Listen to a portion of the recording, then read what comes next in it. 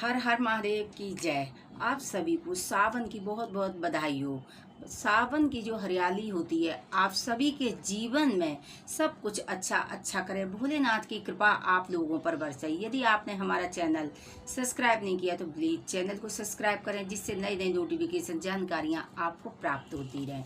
तो आइए जानते हैं कि सावन का महीना 11 जुलाई से शुरू हो रहा है और 9 अगस्त को इसकी समापन है। तो भोलेनाथ की कृपा देखिए, ये जो 4 महीना होते चतुर्मास होता है, जो सृष्टि का भार बोझ है पूरा भोलेनाथ उठाते हैं। लेकिन जो सावन का महीना होता है ये विशेष पावन महीना होता है, जिसमें कि भोलेनाथ बहुत ज़्यादा प्रसन्न होते हैं और माना जाता है कि भोलेनाथ अपनी ससुराल में आते हैं। तो ये सावन का पावन महीना है, इसमें आप भोलेनाथ का जितना नाम जप तप करेंगे तो भोलेनाथ का आशीर्वाद आपको जरूर प्राप्त होगा।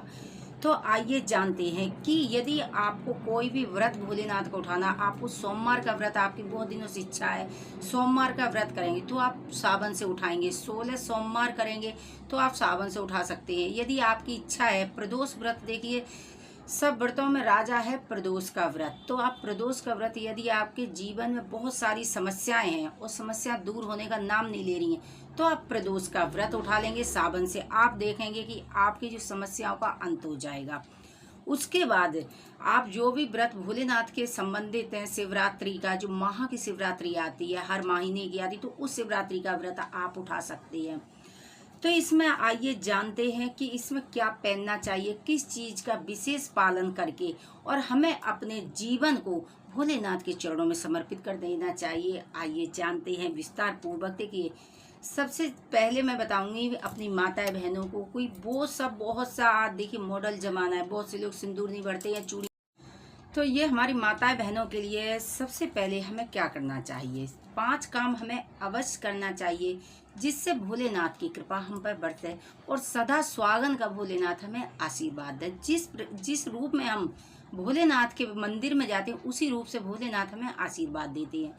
तो जब हम सावन के सोमवार में भोलेनाथ की पूजा करने जाएंगे या हर रोज का नियम बांधेंगे कि सावन सावन हम भोलेनाथ की पूजा करेंगे, तो हमें सबसे पहले क्या करना चाहिए कि हमें सबसे पहले सिंदूर लगाना चाहिए। नहा के सबसे पहले हमें सिंदूर लगाना चाहिए। हरी चूड़ियाँ सावन में हमें जरूर पहनना चाहिए और उसके बाद हमें मेहंदी जरूर लगानी चाहिए। मेहंदी का बहुत बड़ा विशेष महत्व बताया गया। आप सावन में किसी भी दिन मेहंदी जरूर लगाएंगे, पायल जरूर पहनेंगे, बिछुए जरूर पहनेंगे, मंगलसूत्र जरूर धारण करेंगे। और देखिए आजकल बहुत ज़्यादा लूट खरसूट हो रही, तो इससे भी आपको ध्यान रखना होगा। किसी बहुत ज़्यादा भीड़ में जा रहे तो आप मंगलसूत्र निकाल सकते हैं। आप अपने गले में कोई लाल धागा पीला धागा अवश्य धारण करेंगे, यानी कि खाली जो गला होता है वो गला हमें खाली नहीं रखना होगा। पूरे सावन के महीने में आपको इन चीज़ों का विशेष ध्यान रखना चाहिए। आप हरी साड़ी पहनेंगे, जब पहले सोमवार को आप पूजन करने जाएंगे तो आप हरी साड़ी पहनेंगे, हरा सूट पहनेंगे। नहीं है तो आप व्यवस्था कर लें, यदि आपके पास पहले से ही है तो आप वो भी पहन सकते हैं। इसमें कोई ये विशेष नियम नहीं कि नहीं जी कोरा ही होना चाहिए। उसके बाद हमें पंचामृत अवश्य ले जाना चाहिए, पंचामृत का भोग लगाना चाहिए। आप बेलपत्र चढ़ाएंगे, धतूरा चढ़ाएंगे। आप जो हो सके चावल है 108, आप चावल की संख्या रख सकते हैं। मूंग की दाल, मूंग रख सकते हैं, जौ रख सकते हैं, गेहूं रख सकते हैं, जो आपकी सामर्थ्य अनुसार। सिक्के भी रख सकते हैं, 108 रुपया भी चढ़ा सकते हैं। जो आपकी श्रद्धा विश्वास, जो आपका श्रद्धा है आप वो चीज़ चढ़ा सकते। 108 का संकल्प लेंगे और पूरे 30 के 30 दिन आप 108 चीज़ भोलेनाथ पर अर्पित करेंगे। यदि आपको बहुत ज़्यादा लक्ष्मी चाहिए तो आप एक दिन का भी नागा नहीं जाएगा, क्योंकि देखिए इस महीने में बहुत ज़्यादा बारिश होती है, भोलेनाथ परीक्षा लेते हैं। तो आप एक दिन का नागा नहीं करेंगे, हर रोज शिव जी के मंदिर में जाके दीपदान जरूर करेंगे।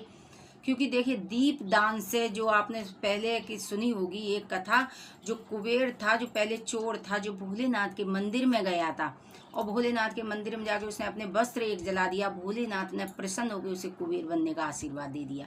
तो आप दीप सरसों के तेल का किसी का भी जला सकते, दीप अवश्य जलाएंगे भोलेनाथ के मंदिर में। आप देखेंगे कि दिन प्रतिदिन आपके जीवन का अंधकार खत्म होता जाएगा, भोलेनाथ की कृपा प्राप्त होगी। जब भी बेलपत्र आप चढ़ाएंगे खाली नहीं चढ़ाएंगे, और जो बेलपत्र की गांठ होती है वो पीछे से तोड़ देंगे, क्योंकि कहते हैं शास्त्रों में लिखा है कि जो गांठ है भोलेनाथ पर कभी चढ़ानी नहीं चाहिए। और वो गांठ तोड़ के आप जो चंदन से भोले वो पत्ता है ना चंदन लगा के, और जो गांठ है लाल चंदन से, उसी गांठ से आप राम लिखेंगे तो आप देखेंगे कि भोलेनाथ की विशेष कृपा प्राप्त होगी। यदि आपको मौका मिलता है शिव मंदिर में तो आप क्या करेंगे, बेलपत्र सारे उठाएंगे, वहाँ बहुत सारे बेलपत्र इस समय मिलेंगे, आपके लिए बहुत अच्छा मौका है। ये अगर ये वीडियो आपको मिलेगी ना तो आप देखेंगे कि आपको तो जितने बेलपत्र वहाँ होते हैं 11, 21 और 7 की और 5, इतनी इनकी संख्या होगी।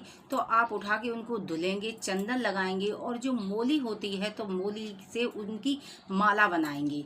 माला बना के भोलेनाथ को पहना देंगे। आप देखेंगे कि आपको बहुत मुक्ति, कहते हैं कि दूसरी बार आपका जन्म नहीं होगा, भोलेनाथ अपनी शरण में आपको ले लेंगे। बहुत ही चमत्कारी ये उपाय है, आप करके देखिए। सावन के महीने में जितना हो सके हरी सब्जियां से आप दूर रहेंगे, लहसुन प्याज नहीं खाएंगे, अदरक नहीं खाएंगे, और मसूर की दाल नहीं खाएंगे। आप पालक है, गोभी है, बैंगन है, ये सब चीज़ वर्जित है। तो बहुत ही पवित्र महीना है। ऐसे सावन में भोलेनाथ का जितना हो सके जब तक आप करेंगे, जितना हो सके ओम नमः शिवाय का जाप करेंगे।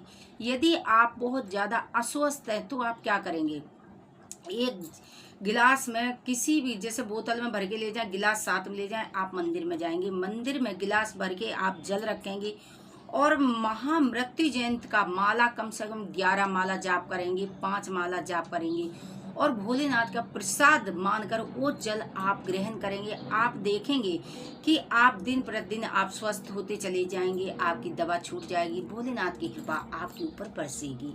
तो भोलेनाथ के मंत्रों को जाप करेंगे जितना हो सके। कभी कोई मौका, जब भोलेनाथ पर आप जल चढ़ाने जाएंगे तो आप क्या करेंगे कि उसमें थोड़ा सा गंगा जल अवश्य डालेंगे, और फिर आप नियम मानेंगे, जो आप हर रोज नहीं तो आप सोमवार के सोमवार आप क्या करेंगे, गंगा जल थोड़ा ही, चाहे 1 चम्मच गंगा जल होना चाहिए भोलेनाथ पर, सिर्फ गंगा जल से भी उनका अभिषेक जरूर करेंगे। यदि आपके शत्रु बहुत ज़्यादा हैं तो आप थोड़ा सा सरसों का तेल भी अवश्य चढ़ाएंगे, घी चढ़ाएंगे। अगर आपको बहुत ज़्यादा रोग हैं तो आप घी चढ़ाएंगे। यदि आप कुछ नहीं तो पंचामृत चढ़ाएंगे, उसमें आप सारी चीज़ें आ जाती, पंचामृत का भी अभिषेक करेंगे तो भोलेनाथ की कृपा आपको प्राप्त होगी।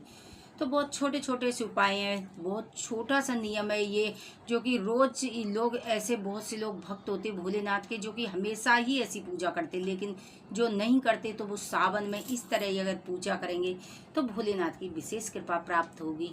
श्री राधे। यदि हमारी जानकारी आपको अच्छी लगती तो प्लीज़ चैनल को सब्सक्राइब जरूर करें, वीडियो को लाइक करें, जिससे नई नई जानकारी आप तक पहुँचती रहे।